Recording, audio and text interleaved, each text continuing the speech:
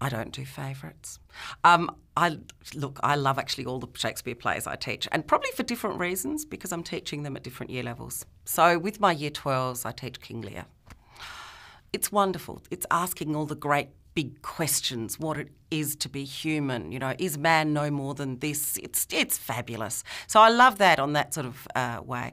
But then with the year 11s, we do Macbeth, and Macbeth's fabulous. I mean, it's full of action and the dangers of ambition, and you've got a really strong character in Lady Macbeth who's fascinating to look at, and you can do different versions of her, working out her psyche. And then with the year 10s, I do Twelfth Night, and that's just hilarious. I mean, constant mistaken identities, it's froth and bubble, but it's really fun. And then with the year 9s, we do Romeo and Juliet. Look, perfect age for teaching about love, because they're all at that age where they're just, the world is full of tragedy and hormones. So it's great. Favourite Shakespeare play has to be Julius Caesar. And Julius Caesar, because of its currency, it's always relevant, no matter what. I often like to talk about the fact that having been born in Africa, Julius Caesar is the text for every African tyrant or anyone wanting to understand African history.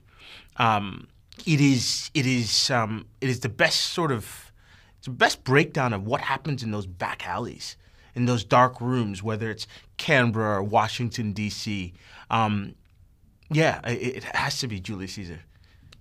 My favourite play is Macbeth. It's full of gore and violence and murder and witches and mystery, the sort of things that really grab people.